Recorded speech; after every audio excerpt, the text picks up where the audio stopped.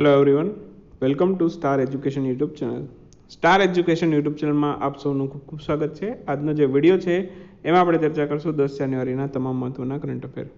Daily માત્ર 10 મિનિટની અંદર દિવસના જે પણ કાંઈ ગતિના કરંટ અફેર હોય છે, જે તમારી પરીક્ષા માટે મહત્વપૂર્ણ હોય છે, તમામ કરંટ અફેર માત્ર 10 મિનિટની અંદર કવર કરી લઈએ છીએ. તો આ વિડીયો જીપીએસસી અને ગુણ સેવાની તમામ પરીક્ષાઓમાં ઉપયોગી બનશે. ટેલિગ્રામ ચેનલમાં જોડાઈ શકો છો. માત્ર સ્ટાર એજ્યુકેશન લખી ટેલિગ્રામમાં સર્ચ કરશો એટલે આ પ્રકારે ટેલિગ્રામ ચેનલ મળી જશે. બાકી વોટ્સએપ ગ્રુપમાં જોડાવવું હોય તો 5 નવા વોટ્સએપ ગ્રુપની લિંક ડિસ્ક્રિપ્શનમાં છે. કોઈ પણ એક વોટ્સએપ ગ્રુપની અંદર જોડાઈ શકો છો.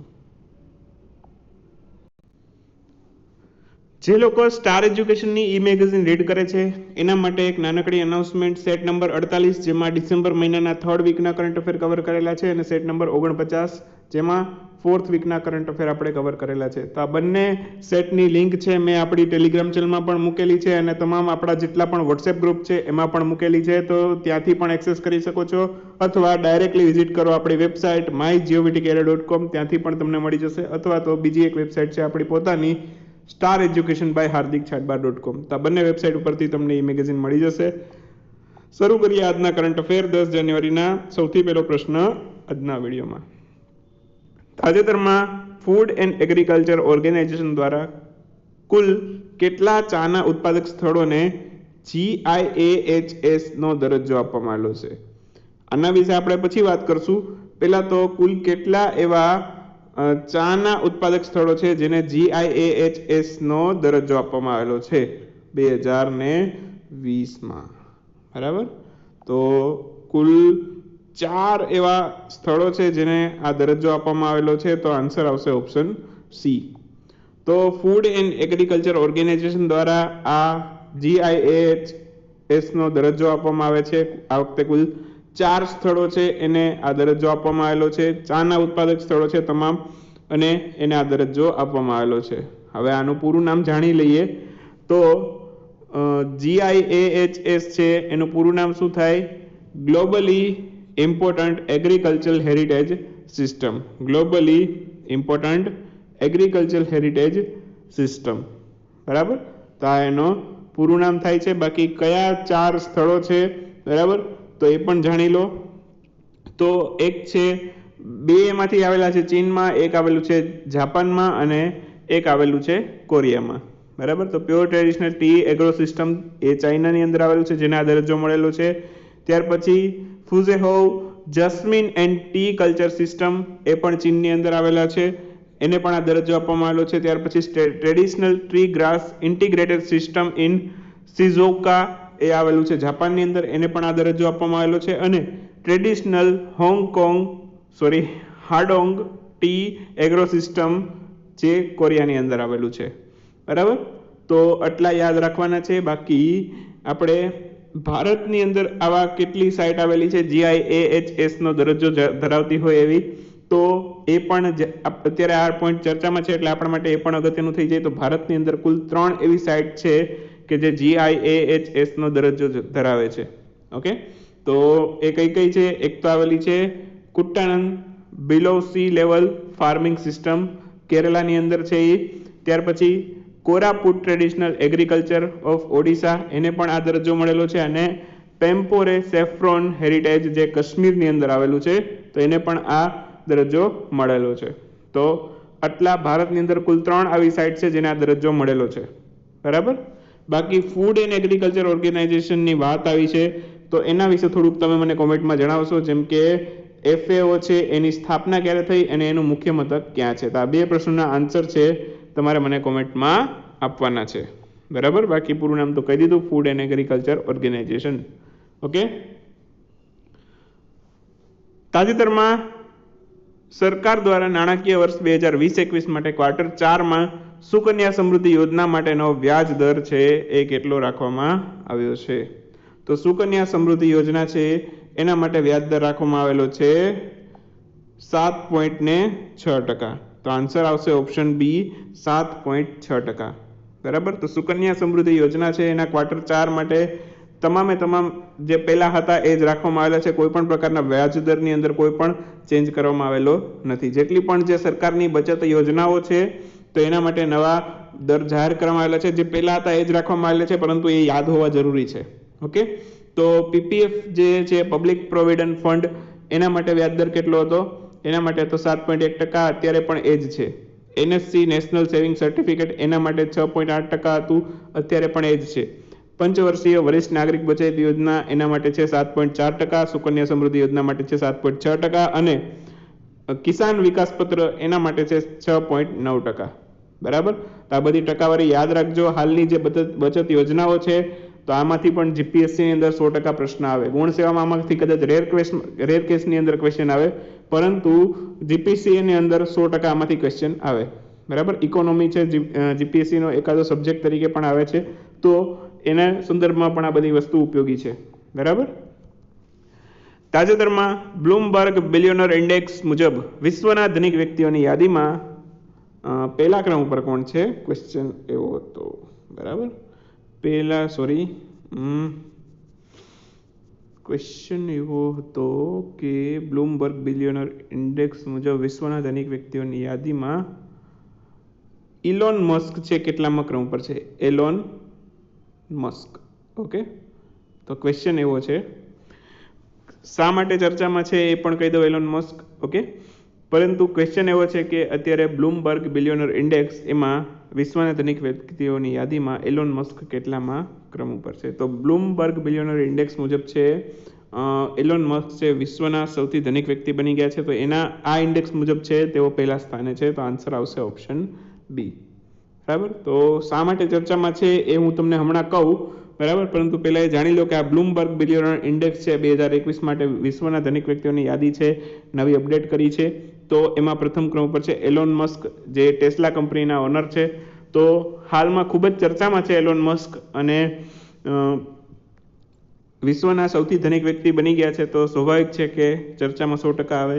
જેફ બેઝોસ છે એમેઝોન કંપનીના માલિક છે, એ બીજા ક્રમે છે આ યાદીની અંદર. અને ત્રીજા ક્રમે છે બિલ ગેટ્સ, માઇક્રોસોફ્ટના ફાઉન્ડર. બરાબર. અને મુકેશ અંબાણી કેટલામાં સ્થાન ઉપર છે? આપણા ભારતમાં સૌથી અમીર વ્યક્તિ હોય તો કોણ છે? મુકેશભાઈ અંબાણી. આ રેન્કિંગમાં તેઓ 13મા સ્થાને છે. બરાબર. તો હવે વાત કરું શા માટે ચર્ચામાં છે. તો બીજી એક, આ તો બ્લૂમબર્ગ બિલિયનર ઇન્ડેક્સની વાત કરી. બીજી એક છે Forbes world real time billionaire list. બરાબર. તો આ રેન્કિંગ મુજબ છે એલોન મસ્ક છે બીજા ક્રમ ઉપર આવે છે, જ્યારે બ્લૂમબર્ગ બિલિયનર ઇન્ડેક્સ મુજબ છે એલોન મસ્ક છે એ પહેલા ક્રમે આવે છે. બરાબર. તો આ કારણોથી તેઓ હાલમાં ચર્ચામાં છે. અને ફોર્બ્સની જે બિલિયનર લિસ્ટ છે એના મુજબ છે પહેલા સ્થાને છે જેફ બેઝોસ, એમેઝોનના માલિક છે. અને ત્રીજા ક્રમ ઉપર આવે છે બર્નાર્ડ અર્નોલ્ડ અને ત્રીજા ક્રમ ઉપર આવે છે બિલ ગેટ્સ. બરાબર. અને મુકેશ અંબાણી તો આ રેન્કિંગમાં પણ 13મા સ્થાને જ છે. તો મારા ખ્યાલથી તમને સમજાઈ ગયું હશે હું શું કહેવા માંગુ છું. તો આ કારણોથી એક રેન્કિંગમાં એમને બીજા સ્થાને બતાવેલું છે અને એક રેન્કિંગમાં પહેલા સ્થાને.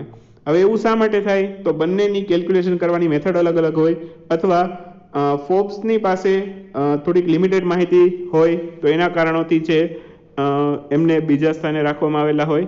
બરાબર.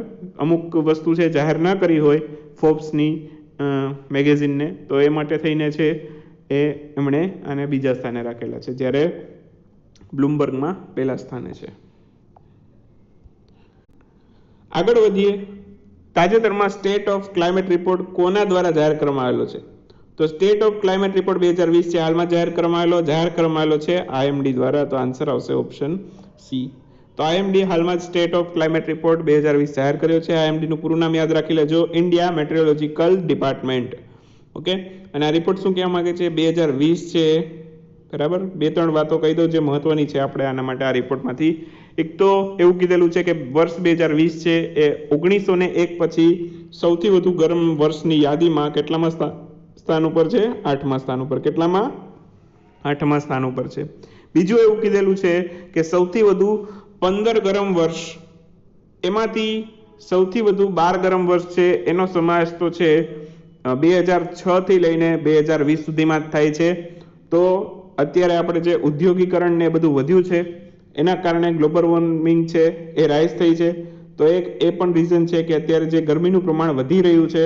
બરાબર. તો એના માટે આપણે જ જવાબદાર છીએ. અને આ રિપોર્ટ ઉપરથી એવું થોડું ઘણું સાબિત પણ થાય છે. અને ત્યાર પછીની વાત કરું તો ઇન્ડિયા મેટ્રોલોજીકલ ડિપાર્ટમેન્ટની વાત કરી છે તો એની સ્થાપના થઈ હતી 1975માં. મુખ્ય મથક છે એનું નવી દિલ્હીમાં અને ભારતના અર્થ સાયન્સ મંત્રાલય અંતર્ગત છે તે કામ કરે છે. બસ એટલી માહિતી આમાંથી યાદ રાખો, ઘણું થઈ ગયું. તાજેતરમાં પ્રવાસી ભારતીય દિવસની ઉજવણી ક્યારે કરવામાં આવી? પ્રવાસી ભારતીય દિવસની ઉજવણી કરવામાં આવી હતી 9 જાન્યુઆરીના રોજ. તો આન્સર આવશે ઓપ્શન સી. તો 9 જાન્યુઆરી 2021ના રોજ 17મો પ્રવાસી ભારતીય દિવસ હતો જેની ઉજવણી હાલમાં કરવામાં આવી હતી. બરાબર. અને પ્રવાસી ભારતીય દિવસ આપણે શા માટે ઉજવીએ છીએ? ગાંધીજી છે આ દિવસે દક્ષિણ આફ્રિકાથી ભારત પાછા આવેલા હતા તો એની યાદમાં આપણે આ પ્રવાસી ભારતીય દિવસ ઉજવીએ છીએ. અને 9 જાન્યુઆરીના રોજ તેઓ 9 જાન્યુઆરી 1915ના રોજ દક્ષિણ આફ્રિકાથી ભારત પરત આવેલા હતા. તો આ પ્રશ્ન આવો પણ પૂછાઈ ગયો છે કે ગાંધીજી દક્ષિણ આફ્રિકાથી ક્યારે પરત આવેલા અથવા તો ગાંધીજી કયા દેશથી પાછા આવ્યા જેની યાદમાં આપણે પ્રવાસી ભારતીય દિવસ ઉજવીએ છીએ. તો આ રીતના પ્રશ્ન 100% પૂછાયેલા છે. અને સૌથી પહેલો જે પ્રવાસી ભારતીય દિવસ હતો એની ઉજવણી થઈ હતી 2003માં દિલ્હી ખાતે. તો એટલી માહિતી યાદ રાખો. બાકી આને સિમિલર ડેઝ થોડા કન્ફ્યુઝન પોઈન્ટ માટે યાદ રાખી લો. વિશ્વ પર્યટન દિવસ પૂછાય, બરાબર, તો તમારો આન્સર આવશે 27 સપ્ટેમ્બર. રાષ્ટ્રીય પર્યટન દિવસ પૂછાય તો તમારો આન્સર આવશે 25 જાન્યુઆરી મહિનામાં જ આવશે. અને વિશ્વ પ્રવાસી પક્ષી દિવસ એવું પૂછાય તો તમારો આન્સર આવશે 8 મે. તો બસ એટલી માહિતી આમાંથી યાદ રાખશું. ઓકે, હવે ચર્ચા કરીએ આજના ક્વિક ન્યૂઝની. ક્વિક ન્યૂઝની અંદર સૌથી પહેલો પ્રશ્ન આજના વિડીયોમાં. તાજેતરમાં ગોલ્ફ કોર્પોરેશન કાઉન્સિલ અંતર્ગત છે કયા બે દેશોએ સોલિડરિટી એન્ડ સ્ટેબિલિટી એગ્રીમેન્ટ પર હસ્તાક્ષર કર્યા છે? તો ગલ્ફ કોર્પોરેશન કાઉન્સિલ અંતર્ગત છે બે દેશોએ હસ્તાક્ષર કર્યા છે જેના નામ છે કતાર અને સાઉદી અરબ. અને જીસીસીની વાત આવી છે તો મુખ્ય મથક છે એનું સાઉદી અરબમાં અને સ્થાપના થઈ તેની 1981માં. તાજેતરમાં CSIR-NAL દ્વારા સ્વસ્થ વાયુ નોન ઇનિશિયેટિવ વેન્ટિલેટર તૈયાર કરવામાં આવેલું છે. તો CSIR-NAL નું મુખ્ય મથક ક્યાં આવેલું છે? આન્સર એવો આપવાનો છે. તો CSIR-NAL નું મુખ્ય મથક આવેલું છે કર્ણાટકના બેંગ્લોરમાં. પૂરું નામ યાદ રાખી લો. ઘણી વખત આપણે CSIR નું તો પૂરું નામ જાણતા જ હોઈએ, Council of Scientific and Industrial Research, પરંતુ NAL નું નામ પણ યાદ રાખી લો, National Aerospace Laboratories. National Aerospace Laboratory. હમણાં થોડાક સમય પહેલા CSIR-NPL પણ ચર્ચામાં હતું. CSIR-NPL આનું પૂરું નામ ખાલી મને કોમેન્ટમાં કહી દો તો એ ઘણું થઈ ગયું. બરાબર. તાજેતરમાં કેન્દ્રીય મંત્રી ધર્મેન્દ્ર પ્રધાન દ્વારા નેશનલ અર્બન લાઇવલીહુડ મિશન છે એના અંતર્ગત દેશનો પહેલો માઇગ્રન્ટ વર્કર સેલ કયા શહેરમાં ખોલવામાં આવેલો છે? તો આ મિશન અંતર્ગત છે દેશનો પહેલો માઇગ્રન્ટ વર્કર સેલ ખોલવામાં આવેલો છે ગુજરાતના સુરતમાં. અને ખોલેલો છે કોના દ્વારા ઉદ્ઘાટન કરવામાં આવેલું છે? કેન્દ્રીય મંત્રી ધર્મેન્દ્ર પ્રધાન દ્વારા. ગુજરાતના સુરત ખાતે. યાદ રાખજો, ગુજરાતના સુરત ખાતે દેશનો સૌથી પહેલો માઇગ્રન્ટ વર્કર સેલ. તાજેતરમાં પોંગ ડેમ લેક છે એમાં કેટલાક પ્રવાસી પક્ષીઓ છે એ મૃત હાલતની અંદર જોવા મળ્યા. આના કારણે તે ચર્ચાનો વિષય બનેલો છે. આ કયા રાજ્યની અંદર આવેલું છે? તો પોંગ ડેમ લેક છે એ આવેલું છે હિમાચલ પ્રદેશ રાજ્યની અંદર. અને આને બીજા પણ એક નામથી ઓળખાય છે જેનું નામ છે મહારાણા પ્રતાપ સાગર. બરાબર. તો બંને નામથી યાદ રાખી લેજો. પોંગ ડેમ લેક પણ પૂછાય અથવા તો મહારાણા પ્રતાપ સાગર લેક પણ કે. બરાબર. તાજેતરમાં નોર્થ ઈસ્ટના પહેલા જિંજર પ્રોસેસિંગ પ્લાન્ટ એને પુનર્જીવિત, બરાબર, અને ફરી વખત શરૂ કરવામાં આવેલો છે. નોર્થ ઈસ્ટનો પહેલો જિંજર પ્રોસેસિંગ પ્લાન્ટ. જિંજર એટલે કે આદુ. બરાબર. તો આ કયા રાજ્યમાં આવેલો છે? પ્રશ્ન એવો છે. આવેલો છે મેઘાલયની અંદર અને એની સ્થાપના થઈ હતી 2004માં. તાજેતરમાં મહારાષ્ટ્ર મેટ્રો રેલ દ્વારા વોટર કન્ઝર્વેશન અને એન્વાયરમેન્ટ પ્રોટેક્શન માટે કોની સાથે કરાર કરવામાં આવેલા છે? તો મહારાષ્ટ્ર મેટ્રો રેલ દ્વારા છે DRDO સાથે છે વોટર કન્ઝર્વેશન અને એન્વાયરમેન્ટ પ્રોટેક્શન માટે કરાર કરવામાં આવેલો છે. મુખ્યમંત્રી છે ત્યાંના ઉદ્ધવ ઠાકરે અને રાજ્યપાલ છે ભગતસિંહ કોશિયારી. અને DRDOની વાત આવી છે તો પૂરું નામ યાદ રાખી લો, ડિફેન્સ રિસર્ચ ડેવલપમેન્ટ ઓર્ગેનાઇઝેશન. સ્થાપના થઈ હતી એની 1958માં. હમણાં જ DRDO દિવસ ગયો તો એનો આન્સર તમારે મને આપવાનો છે. DRDO દિવસ છે ક્યારે ગયેલો છે એનો આન્સર તમે મને કોમેન્ટમાં આપશો. બરાબર. તાજેતરમાં જાન્યુઆરી 2021માં ગ્લોબલ ઇકોનોમિક પ્રોસ્પેક્ટ રિપોર્ટ છે એ કોના દ્વારા જાહેર કરવામાં આવેલો છે? તો ગ્લોબલ ઇકોનોમી પ્રોસ્પેક્ટ રિપોર્ટ જાહેર કરવામાં આવ્યો છે વર્લ્ડ બેંક દ્વારા, અને આ રિપોર્ટ મુજબ છે વિશ્વની ઇકોનોમી છે એમાં વર્ષ 2021 સુધીમાં 4% વૃદ્ધિ જોવા મળશે એવું આ રિપોર્ટની અંદર જણાવવામાં આવેલું છે. તો આ રિપોર્ટની મેઇન હાઇલાઇટ એ જ છે. તો એટલું નાનકડું સેન્ટેન્સ પણ સાથે સાથે યાદ રાખી લેજો. તાજેતરમાં કયા રાજ્યની સરકાર દ્વારા ખેડૂતોની આવક બમણી કરવાના હેતુથી કિસાન કલ્યાણ મિશન શરૂ કરવામાં આવ્યું છે? કિસાન કલ્યાણ મિશન છે ખેડૂતોની આવક બમણી થાય માટે શરૂ કરવામાં આવ્યું છે ઉત્તર પ્રદેશની સરકાર દ્વારા. મુખ્યમંત્રી છે યોગી આદિત્યનાથ અને રાજ્યપાલ છે ત્યાંના આનંદીબેન પટેલ. લાસ્ટ ક્વેશ્ચન આજના વિડીયોનો. તાજેતરમાં યુએસની આર્મીમાં ચીફ ઇન્ફોર્મેશન ઓફિસર બનનાર સૌપ્રથમ ભારતીય અમેરિકી વ્યક્તિનું નામ જણાવો. તો યુએસની આર્મીની અંદર સૌથી પહેલા ચીફ ઇન્ફોર્મેશન ઓફિસર બન્યા છે અને ભારતીય અમેરિકી વ્યક્તિ છે, એટલે બહુ મહત્વનું થઈ જાય, જેમનું નામ છે રાજ અય્યર. રાજ અય્યર. તો બસ એટલું યાદ રાખશું. ઓકે ફ્રેન્ડ્સ, મજા આવી તો લાઈક કરો, શેર કરો, આપના મિત્રો સાથે નવા હોય તો સબસ્ક્રાઇબ કરો, બેલ સિમ્બોલ દબાવો જેથી આવનાર વિડીયો નોટિફિકેશન મળતી રહે. મળીએ નેક્સ્ટ વિડીયોમાં નવા કન્ટેન્ટ સાથે. ત્યાં સુધી રજા લઈએ. આવજો, બાય બાય, ગુડ નાઇટ, શુભરાત્રી.